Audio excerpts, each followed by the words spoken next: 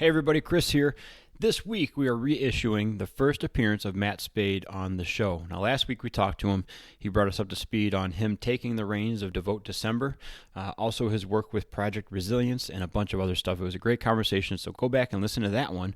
But this week, this episode was about 2 years ago, and it was one of the first times he's actually told his story from beginning to end. So a lot of emotion in there, a lot of very interesting things, both in the developing his PTSD and in the treatment of it. And I hope you guys really, really enjoy it. It's an incredible story.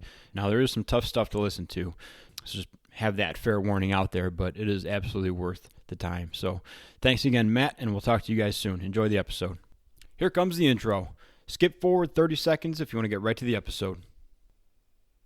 This is the Tailboard Talk Podcast, the best health, wellness, and lifestyle resource for the fire service. We're using stories, lessons, and tips from the front lines to give a realistic view of what the job can do to us and how we can make it out alive. I'm Chris Morella, a firefighter since '03, medic since '05, full-time since '08, and promoted to lieutenant in '20. I'm also a personal trainer and strength coach, and I'm here to give you the best information and host the best discussions to make us capable and durable, both on the job and away from it. So grab a heater, steal some fancy creamer from First Shift, and let's go chat. Matt, I appreciate you talking to me, man. I think this is going to be a pretty awesome episode, a pretty awesome conversation. But you said that you only told this story like in full one other time, right? You only had like one other time you only ran through it from start to finish. When was that? Oh man, that would have been like 2015. Yeah, 2015 was back when I last told it all. And where were you when you told that story? Like the first time you ran through from beginning to end for somebody, where were you? Right, I was at Camp Hope. It's part of the PTSD Foundation of America. They provide residential and treatment services for veterans, and they've opened it up to first responders now as well. So, and that was how many years after the military? That would have been 5 years after the military. I got out in 2010. Okay. All right. So let's go back to military then, because I think that's obviously an enormous part of your story. So Right. why don't you just jump in from wherever you think is appropriate in your military life, and then we'll just go from there, man. Okay. So I joined the Marine Corps in 2006, right after high school. Basically, signed my papers as soon as I turned 18. I went infantry and ended up being a part of 3rd Battalion, 4th Marines, Lima Company, and did 2 deployments, one to Iraq and one to Afghanistan. We trained like crazy. I mean, I was barely ever home, especially in between the deployments, like prepping for Afghanistan. I was maybe home for a total of like a month. The rest of the time I was out training. Anyways, so I did 4 years as a grunt. The deployment to Iraq, the war was kind of winding down over there. It was mainly hearts and minds. Afghanistan was a lot different. We were deployed to the city of Nowzad, which at the time when we went was considered one of the hottest AOs or area of operations for non-military people. And basically, it was almost a training ground for the Taliban. They had one side, and coalition forces had another, and it was just kind of this constant back and forth battle. And when we were there, we went past where they had set up what was considered like an IED belt. They basically there was a wadi that was considered to have had a ton of IEDs. So anytime guys tried to cross it, they pretty much hit an IED. So we did a big offensive, kicked the Taliban out, kind of brought the people back in, tried to bring in some stability. And, with deployments, like a lot of people ask, like what it's like and everything.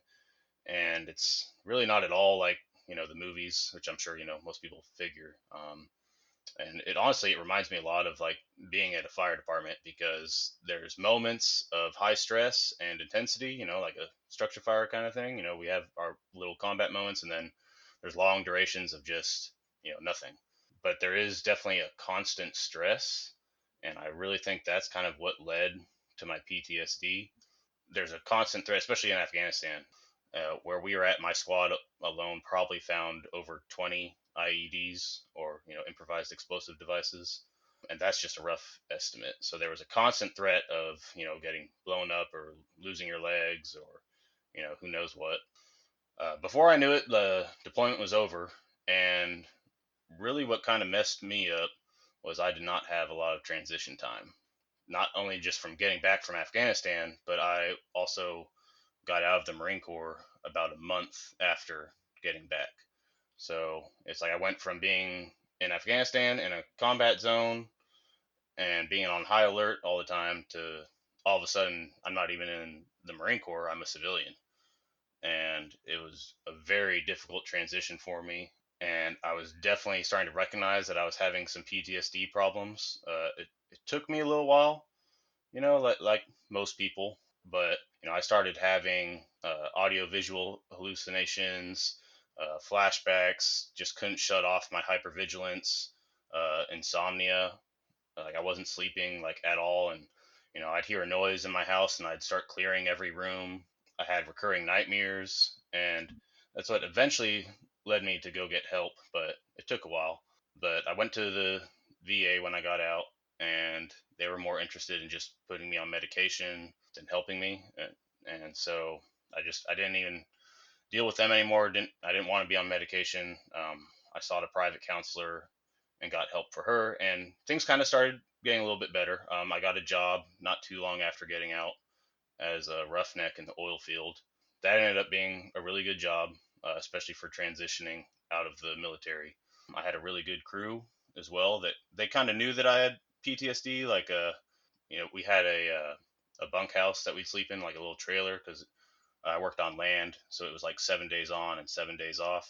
And there were a few nights where I was sleeping. I would sometimes yell out in my sleep, and there was a new guy that was there one time, and I know I'd yelled like super loud, and I asked him like the next morning, like, "Did I wake you up?" And he's like, "Yeah, I was kind of freaked out, but I remembered you were in the Marine Corps, so I was like, he's probably just having a nightmare." So, and it got better, but anyway, so I roughnecked, and it was great, but I really missed being of service to people. Not that the oil field isn't. I think those guys work like crazy, and people really take it for granted. But I miss being a public servant, basically. So So when you came back and you realized you were kind of in a tough spot, is this before you had your children? Did you just have a wife? Or you dating? What was your family situation like when you came back? yeah, this was before kids. We were married though. I got married young. We were 19, just like a lot of people do in the military. But we're still married. Got married in 2007. So and yeah, no kids. But and that was definitely some of what was making me recognize that I was having PTSD problems. Was she saw a change in me too when I came back from Afghanistan, and the two deployments were very different. When I came back from Iraq, I was still pretty much the same, a little bit different, but Afghanistan was a whole different story. And really, for almost everybody in my unit, you could see there was definitely a change in everyone. We started having, we were fighting more often. I was drinking to the point where I was like blacking out, and just again just not being myself at all. So she obviously showed some concerns, and I recognized it too. I was like, I'm not being myself, and that was some of what really helped too. And I really have to give my wife credit too, for she's stuck with me through a lot of hard times, and I'll definitely get to that later on in my story too. Yeah. So how did you guys settle on going to the VA? Was that just kind of what you felt comfortable with because of your service, or was that something that you were pointed towards, or how did you decide on going there? Uh, Really just because I was a veteran, and so it was PTSD, and I was like, well, I guess I need to go to the VA. Plus, it was free for veterans. But again, with that, when I first initially went, so this was like not long after I went. Actually, so literally the day after I got out was my first experience with the VA. I still don't know what happened to my leg, but on our drive back, it was like I had a blood clot or something. Like my legs swole up like crazy and hurt. And I went to the VA ER like pretty much the next day, and I was like, of course, like I have some sort of random medical issue like the day after I get out of the Marine Corps. And I was in the ER waiting for about 10 hours, just Holy cow! not being seen. Yeah. So that was my first experience with the VA. And so, when we started having the PTSD issues, it was kind of like, okay, well, this is where you go for PTSD, especially because, this was back in 2010 when there there wasn't there, it was kind of just starting to where people were starting to bring more awareness to PTSD. It was still kind of hush hush, don't talk about it. But so I went to the VA, and again, like, they really weren't that helpful. The counselors or psychiatrists I talked to were more interested in just trying to put me on medication or tell me about like disability benefits I could get. And I was like, I just want help. Help me with my marriage, help me with my life. And that was when I decided to seek out just a private counselor because the VA just wasn't being very helpful. Wow. Have you had any experience with them after that? Like, I go to the VA now. I talk to someone regularly in mental health, and the one here in Texas, at least, is a lot better than what my experience was when I lived in Oklahoma. And I'll get to that in my stories. Like, I literally just have like horror stories from my experience with the VA there. And I know they can be good, but just like with anything else, there's bad apples. It was just sometimes too. I mean, just with the crisis I was going through, it was pretty hard for them to treat me properly.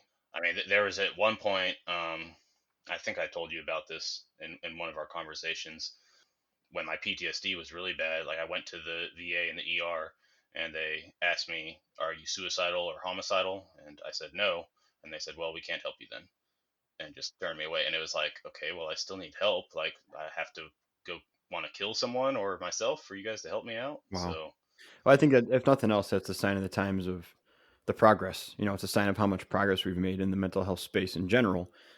yeah, it's way better now. Like I said, I talk to someone pretty regularly, and they have like peer support people. Like, there's someone that was a ER nurse, and she was Air Force veteran that I talk with. They've definitely improved, in my opinion, on the mental health game, at least from my experience now.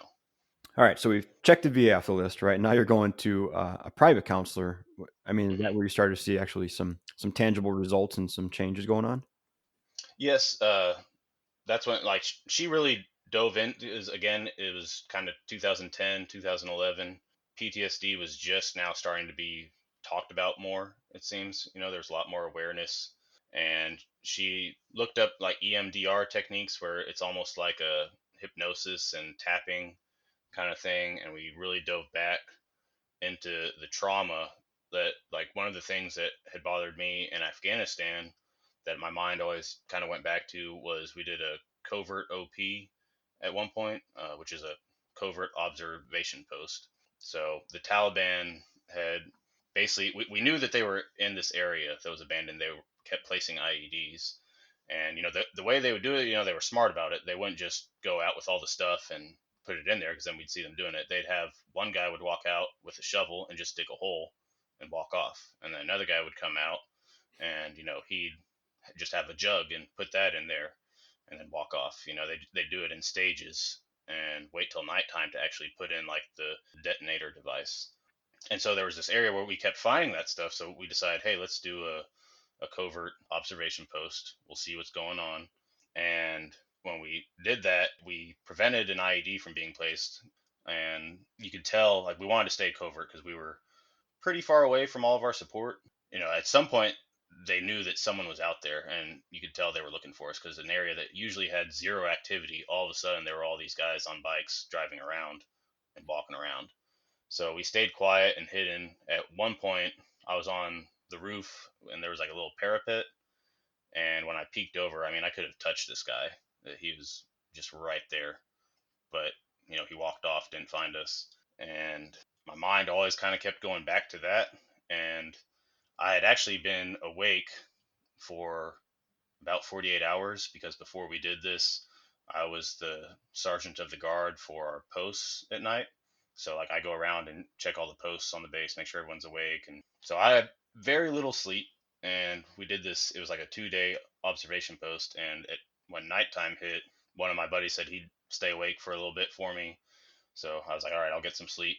And I woke up, and he had fallen asleep. I did a radio check for my guys that were on post, and they didn't answer. And I was just like, crap, hopefully my guys aren't dead. And went to go check on them, and they had also just, fallen asleep, thankfully.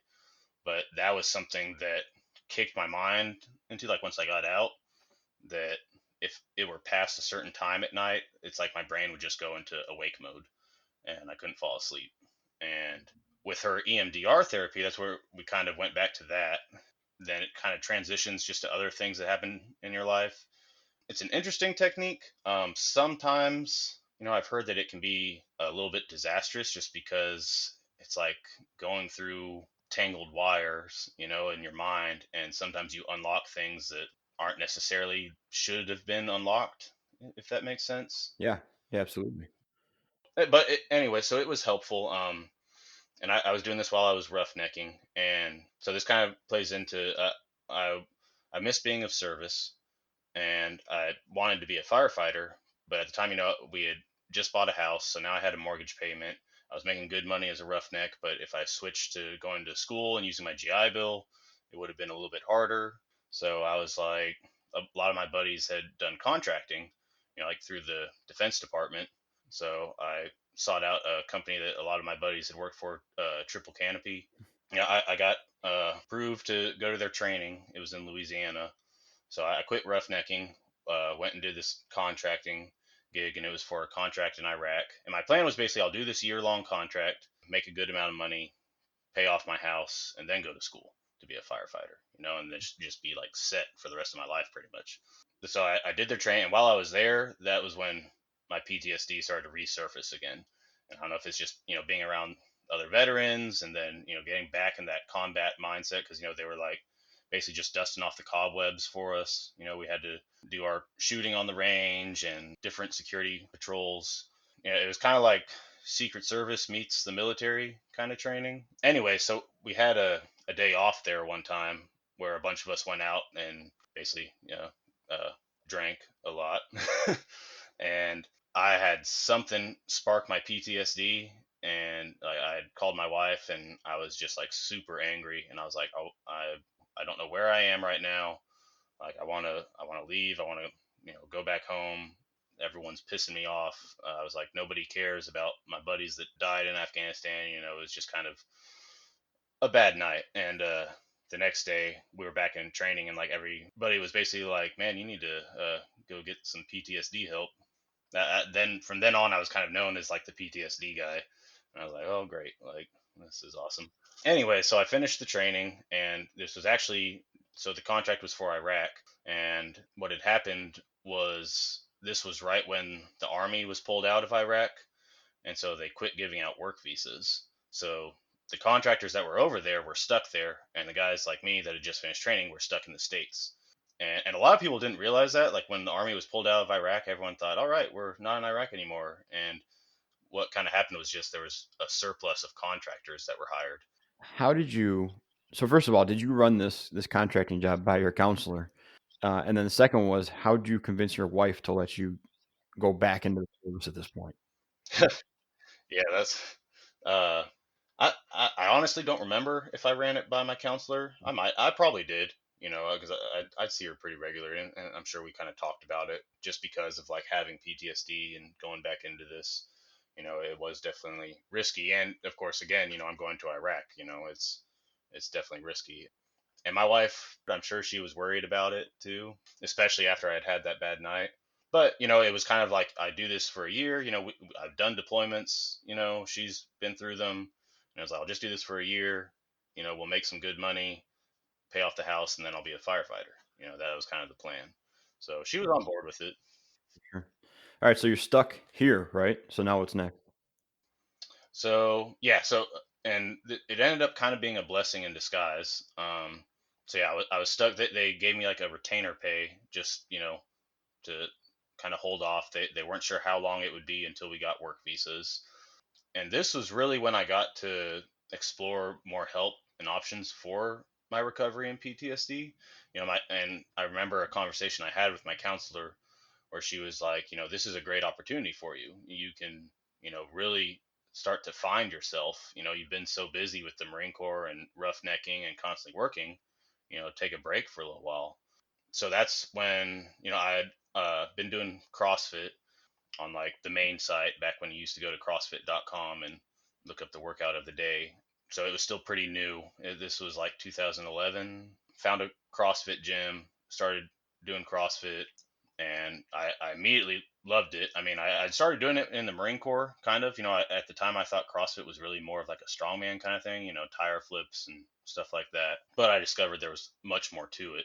So I started doing CrossFit. I started meditating and doing yoga, and just really got a chance to help myself. And going into that CrossFit gym was such a new experience for me, just because with my PTSD, I hated going anywhere that was crowded or new people or noisy. And, that's basically what a CrossFit gym is full of.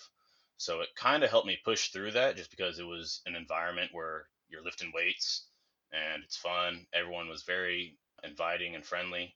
And I was also able to just socialize and kind of just work through a lot of my trauma by joining this CrossFit gym.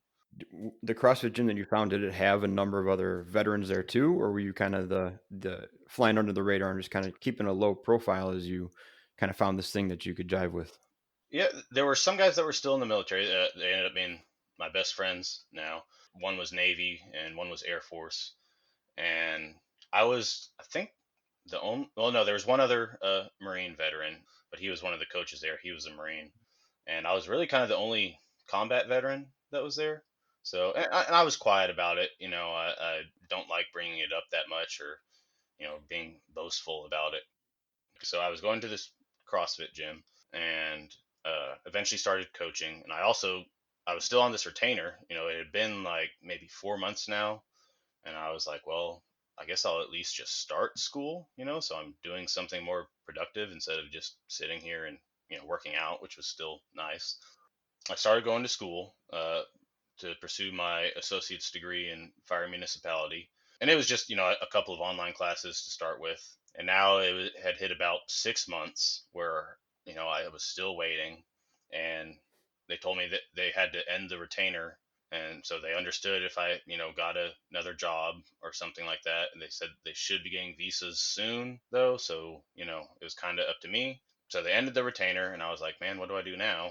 So I went back to roughnecking. And of course, literally my first day, they called me and were like, hey, we got the visas now if you want to deploy. And I was like, man, like 6 months have already gone by. I've started school. I got a new job. And I was like, I think, the contracting thing just wasn't a good idea.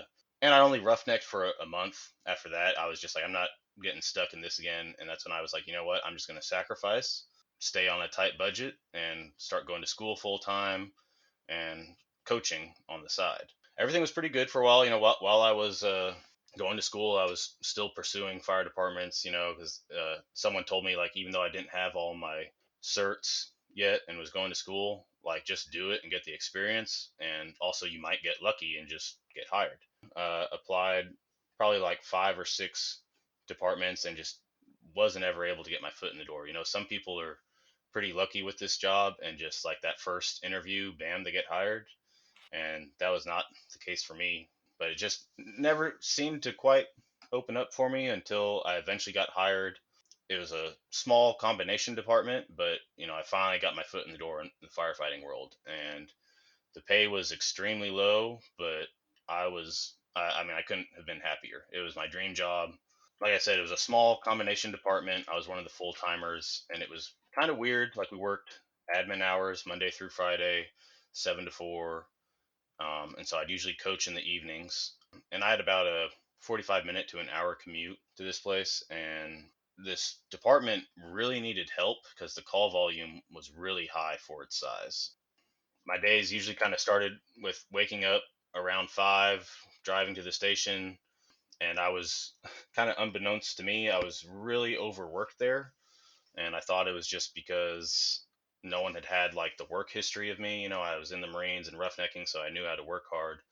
But I was in charge of, like, I was kind of the maintenance guy for the department too. We had 7 apparatus that I was basically in charge of for, like, little things. I did oil changes. If a pump was broken, I did what I could to fix it, lights, stuff like that.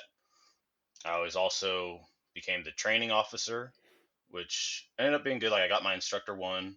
I started an academy for the volunteers there, and I put on an extrication class. And this ended up being another just kind of blessing in disguise. A part of my story is a wreck that involved one of our police officers, and that was really what sparked my PTSD again.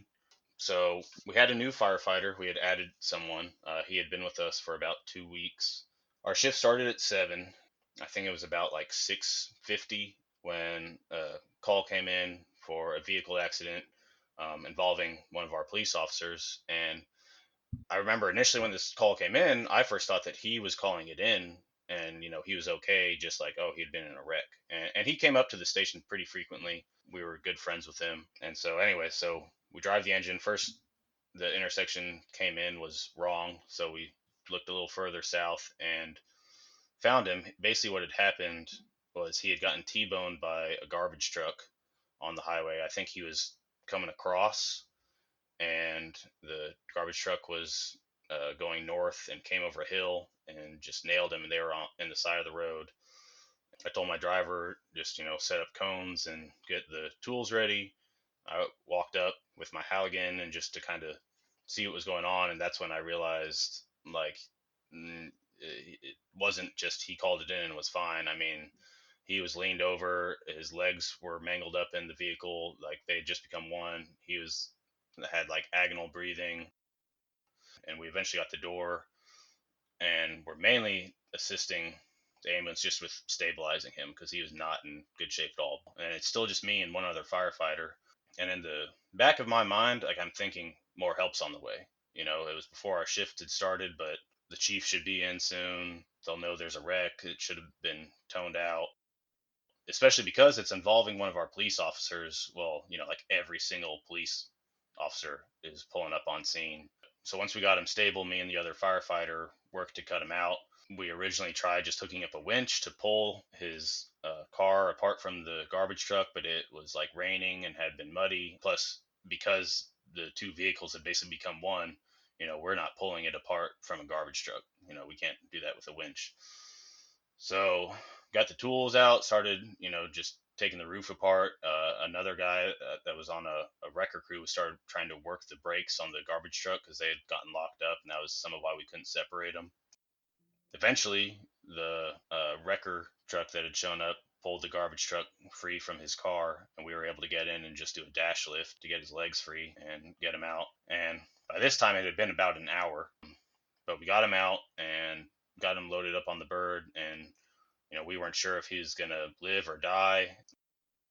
This was when my chief showed up with another volunteer, and he didn't even know what had happened. And I mean, the rage that I felt from that was just, I couldn't believe it. And he kind of blamed me for not calling for him. And I was like, man, I had my hands full. And he was like, yeah, I see that. But I felt like I could have done a better job. I really beat myself up over this. Like, I can still remember just the way some of the other police officers were like looking at me, and like I thought they were mad at me, but I talked to them later on. They're like, no, man, like, you did an amazing job. Like, thank you for what you did. Like, you got him out, and like, you didn't give up, because it was not fun with just me and one other firefighter. It was a pretty difficult job.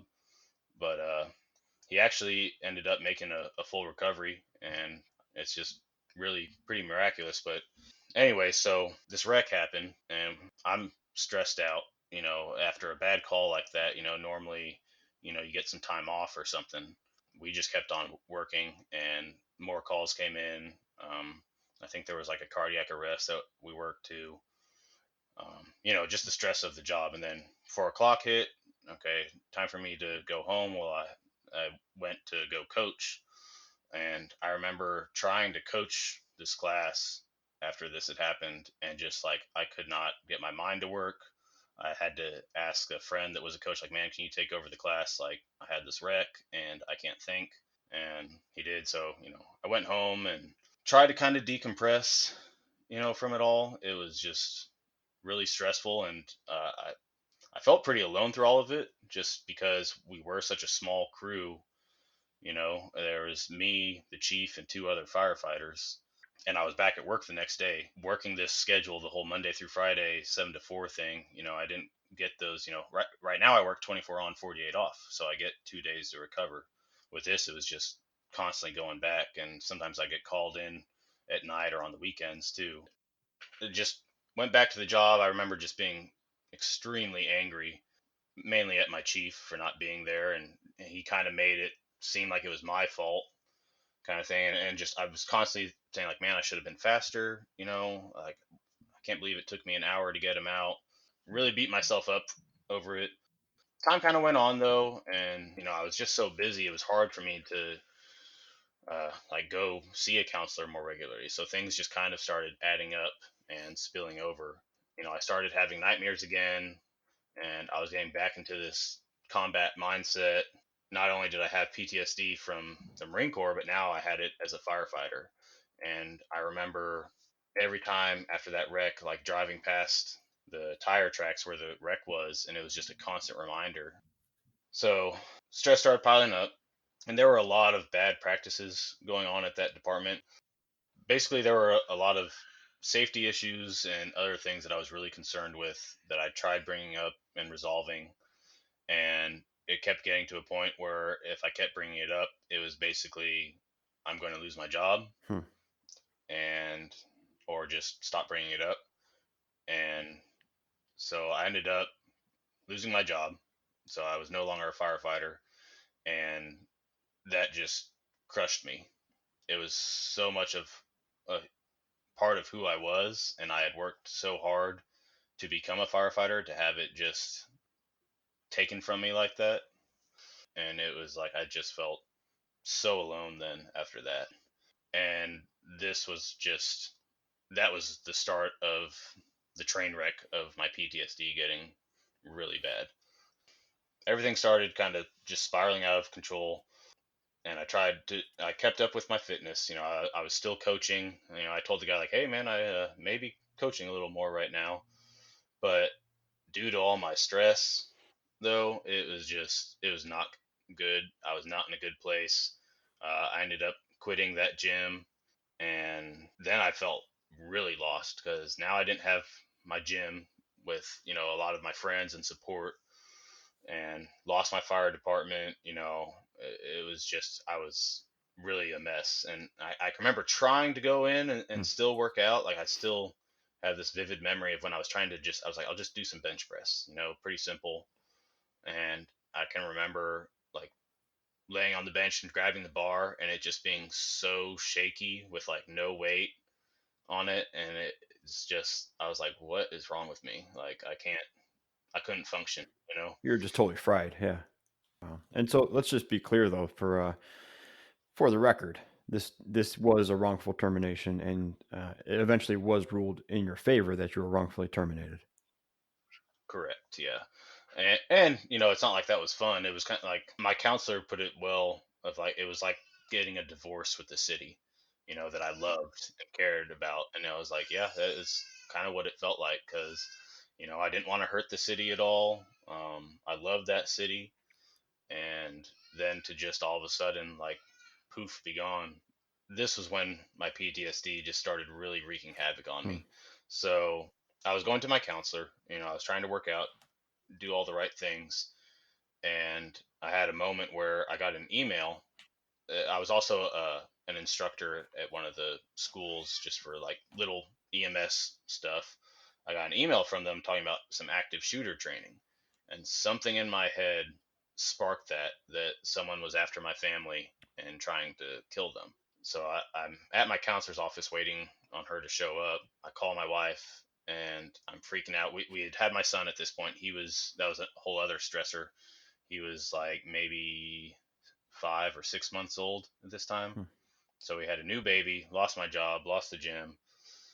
Everything's just like going to hell. And I get this email, and for some reason in my head, I think someone's trying to hurt my family. Call my wife, freaking out. I'm telling her to go to a fire station. She'll be safe there. And she's like, what are you talking about? Like, I'm not going into some random fire station. Like, I'm fine. And I can still remember, I was in the Marines. I can get really loud. And I remember just saying, go to the fire station now. And when I yelled now, it was just like, I felt like it was a sonic boom. And this guy that worked at the counselor's office kind of came out, and he was like, hey, is everything okay? And I was like, yeah, I have an appointment, and she's running late, and she came pulling in then, and this was one of my first psychic breaks. Like I was crying, couldn't put words together. I was connecting dots that like weren't there. I was paranoid. I thought people were following me. Some of like my training as a contractor when I'd be driving around, I was thinking people were in like a Mm. security convoy kind of thing. So, I again like just couldn't drive. She called my dad and was like, I think he needs to go to the VA. Like he is having a horrible PTSD freak out basically. And so my dad drove me to the VA and went to the ER, and I smelled like my blood pressure was just all over the place. Probably if I wasn't in better shape, I wouldn't be surprised if I had a heart attack or something. They gave me just some sort of, I don't know what it was, some sort of just small anxiety medication, real minor, because I told them, I meditate, I work out, that I prefer that kind of therapy as opposed to medication. But with all the stress I had going on, they were like, well, just try this. It's a minor one. But that was my first experience with the VA. And then I started having some other little things like this where I'd freak out and have to go to the VA and get help. And I eventually saw one of their psychiatrists, and they diagnosed me with being bipolar and schizophrenic, Hmm. which was not the case at all. Right. Um, but this was, and the VA has gotten better about this now. But anyway, so they started putting me on an insane amount of medication when I'd never been on any medication in my life. Um, that's why I sent you that picture, just so you could kind of see how many meds like they put me on. Yeah, and And so I'm gonna pull up the picture now just so I can describe it. It looks like it doesn't even look like a jewel bag. It looks like a clear trash bag, yeah, and you can kind of see it's on your lap in the picture, and you're in your car, but it fills up. I mean, it would fill up a baby seat. You could put this in your kid's car seat, and you'd be able to buckle the buckles on it. oh It is at least 20 medications I'm looking at, and they're big, like 6, 8 inch tall bottles. I mean, this is a massive amount of medication. yeah, right. And some of it too was confusing. So, and this is where I really think veteran and first responder suicide has a big issue, because like I personally never was suicidal. But with all of this medication that they put me on, I started getting just out of my mind. And they sent me about, I think there was like a 3 month supply of muscle relaxers, Oh, and jeez. like different pill form too. Like one was like, a big capsule, and another one was a smaller one that you were supposed to take 3 times a day. Another one you took 1 time a day. And it was, yeah, it was like, how are you supposed to keep track of all this?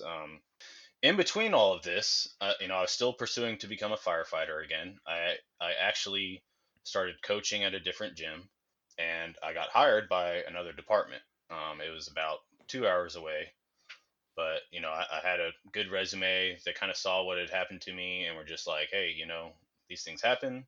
We'll hire you as a driver. And I thought, okay, cool. Yeah, it was stressful, but things are getting better. Still kind of put my issues to the side and coach. Coaching was a big part of my life too, and just fitness in general. And I still think that's a huge part of why things didn't get so much worse for me. I remember still like times that I couldn't sleep. I'd go run laps, or I'd go swim laps at the local Y.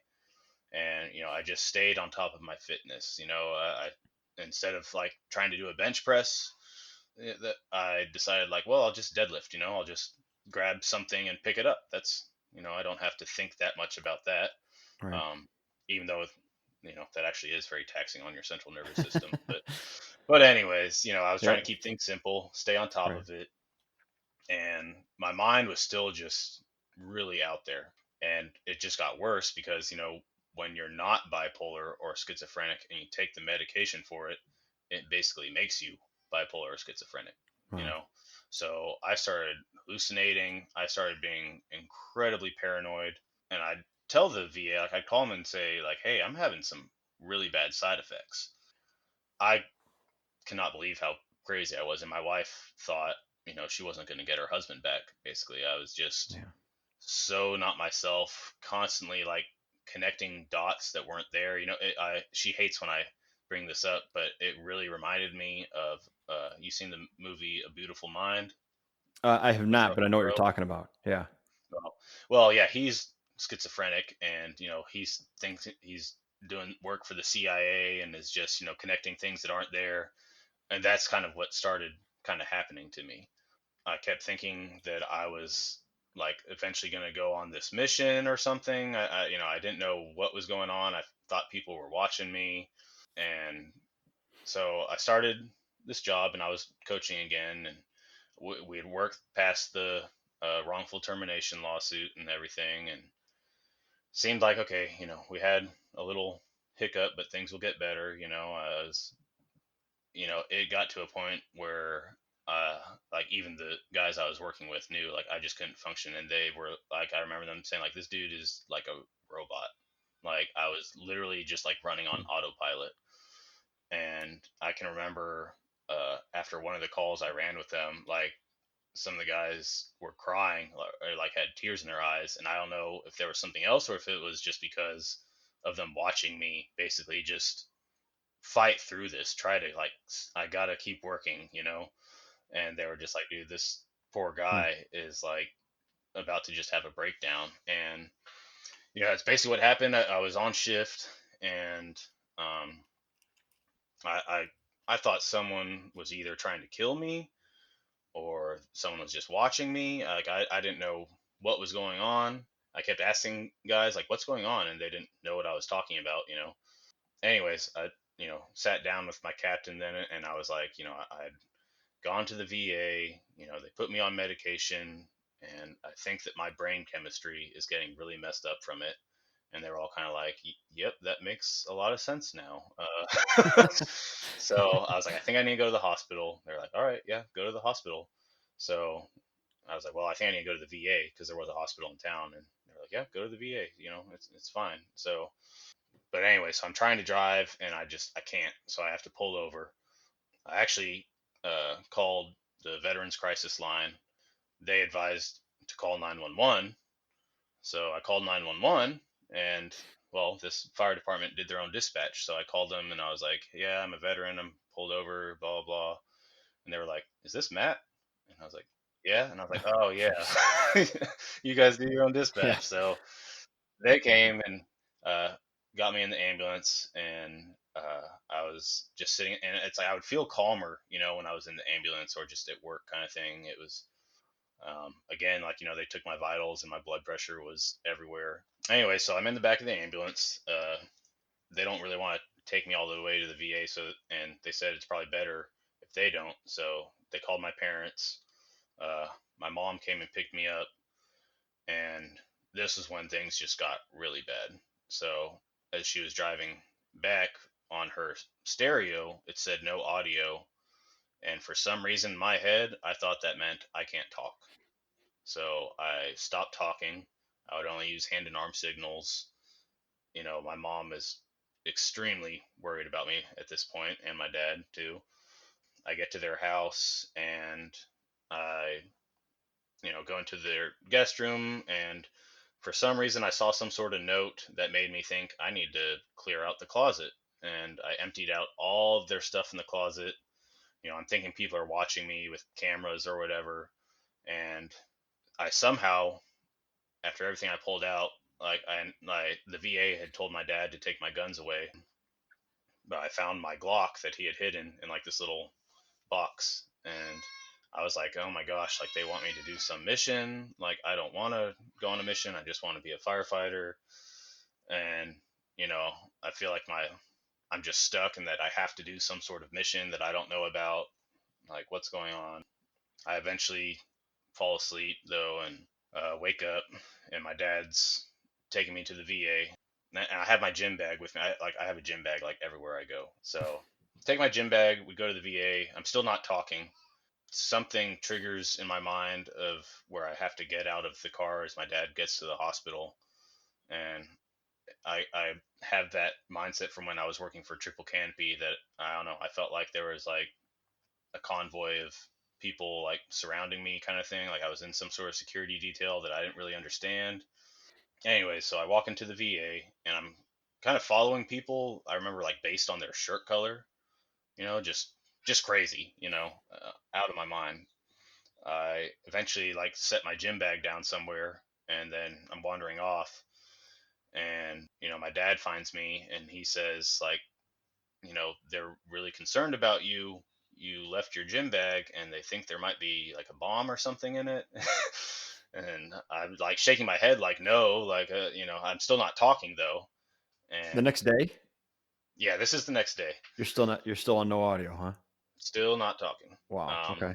It lasted for a while. So Wow. anyways, I get in. They eventually kind of put me in one of the like psychiatrist offices or something, and I'm still just not talking, using hand and arm signals. Basically, like they'd ask me yes or no questions. I ended up going up to their top floor where their like inpatient center is, and at this point, I think my life is over. I remember just like laying on the floor crying and just wanting to hold my son, and uh, eventually some other older veteran like helped me up and talked with me, and I'm still out of my mind. I think I would talk a little bit to the veterans, but I mean, and veterans. So there's a kind of funny story in this too, where yeah, there was a little group of them that said that no one would pay attention to me unless I ran down the hallway naked. And so you can probably guess what I did. I was like, well, I guess this is what I have to That's what it do. So takes. stripped all my clothes off, went running down the hallway naked, jumped up and down a few times, and ran back to my room. And the nurses, they came back and they were like, "Did you just run down the hallway naked?" And I was like, "Yeah." And they're like, Did they tell you to do that?" And I was like, "Yeah, they said that was what I had to do to get you guys to pay attention to me." All right. They were just like, "Don't do that again." So I was like, "Sorry," but Like, feel better, got that but out of your system? Thanks. yeah, exactly. But it was, I mean, I was in there for 10 days, and I mean, I don't. It was like worse than jail, really. Like I remember they had like kind of a shower in my room, but there was like zero water pressure. They wouldn't let me have a toothbrush. It was just a really confusing time being stuck inside too, and I felt like I was in like One Flew Over the Cuckoo's Nest or something. And they would ask me, like, they were confused because I'd talk about being a firefighter, and then I was like, but I got this new job as a driver, and they were like, well, I thought you were a firefighter, and I was like, well, I am, but the driver is like a rank in firefighting, and they talked to me about Marine Corps stuff, so I'd mix that up, and Hmm. they just thought I was crazy, and in a way I was, but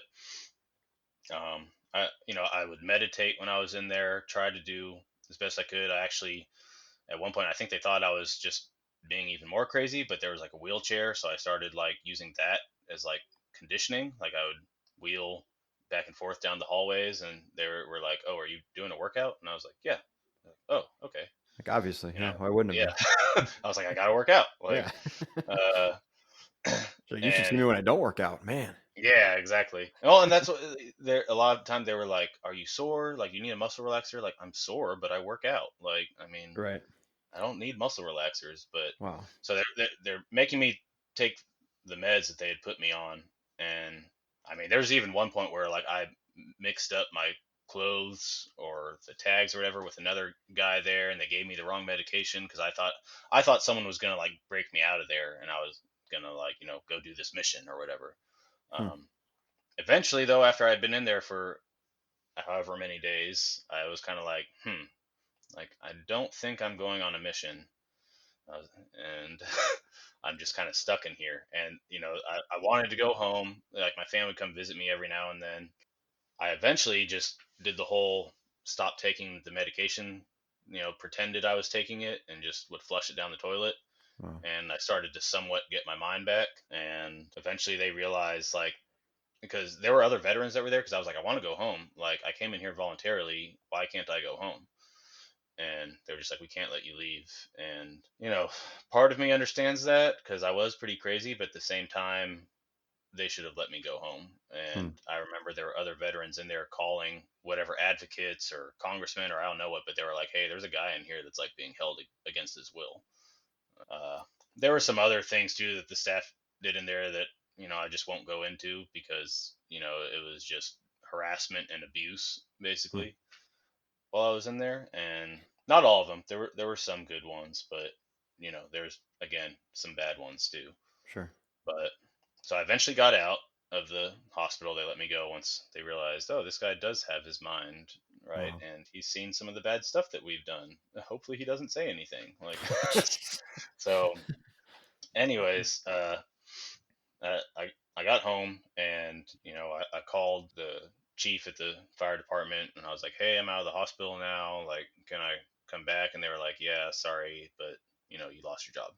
Hmm. Which I was like, well, I understand. I'd been in the hospital for 10 days and obviously I just wasn't fit for the job. At the time, like I was crazy. So now once again I'm in this kind of pit of despair, jobless. I had also lost my second job coaching now because I tried to continue coaching, but I was so out of my mind that I missed like two classes that I was supposed to coach. First time it was by mistake, which is not like me at all. I'm very punctual, don't miss anything, but Hmm.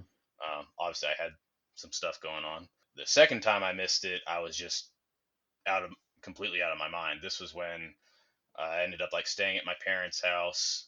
They were trying to handle my medication for me, but I at some point in the night like thought there was a sniper or something in their attic.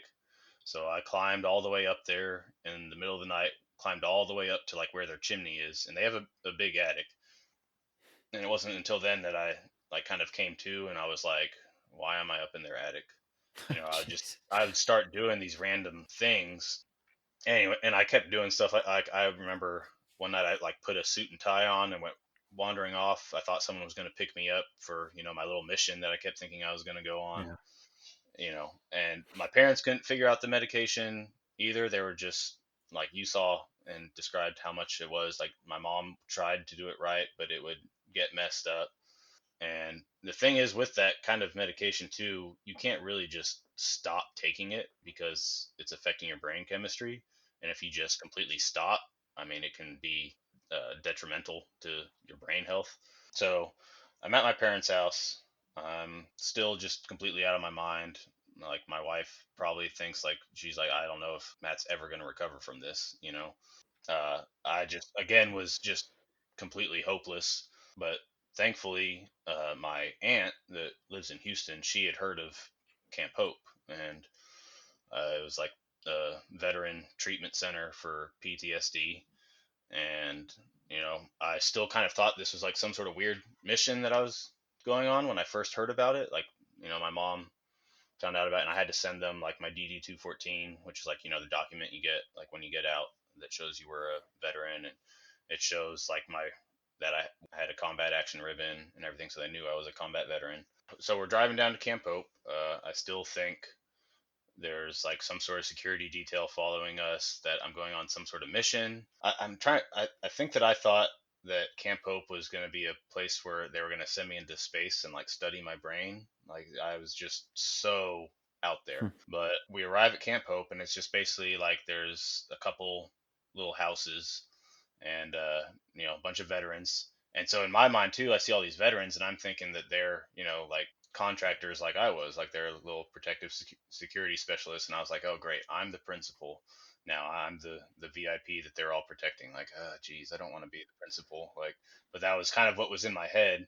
So we get into Camp Hope and we go into the office, and I'm not talking, just hand and arm signal stuff. I remember wandering back into one of the back rooms, and they like didn't know where I was for a little bit, and then they found me, and like I remember the guy that ran the place was just like, "What are you doing? You okay?" Like, and I was just kind of like nodded my head, yeah, and he was like, oh, yeah, "Come on this way," and eventually, my family leaves, and I'm there, and I'm not sure what for exactly still, but I was like, I guess I'm in the right place now. I was like, at least I'm around some other guys like me. So I go back into like where the housing is, and I go into the bathroom because not like I know like some guys went back in there when they first get there, and it's like I went in there because again, like I thought I was the principal, like I was someone that they were protecting. So I was like, I guess I got to go in the bathroom and wait this out until they're ready to move me. And eventually, a guy comes, like, knocks on the door, and he's like, "Hey, man, like, you okay? Like, we made you a steak." And so I was kind of like a little dog. I was just like, "Ooh, steak," and came out, and you know, it was kind of like a tradition there at the time. Like, you know, if a new guy comes in, you cook him a steak. So I remember like eating a steak, and they didn't have a bed for me yet, but you know, I didn't care. I slept on the couch or on the floor or whatever. Um, Hmm.